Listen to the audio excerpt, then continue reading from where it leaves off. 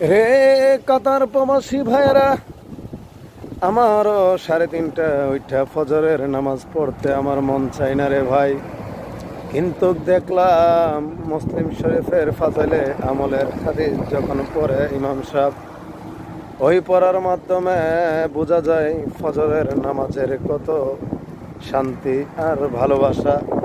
এই যে সকালবেলার হাওয়া আমার গায়ে লাগতেছে, সেই হাওয়াটা হয়তো কালকে সকালে আমার জীবনের নসিবে থাকতে পারে এবং নাও থাকতে পারে রে ভাইয়েরা।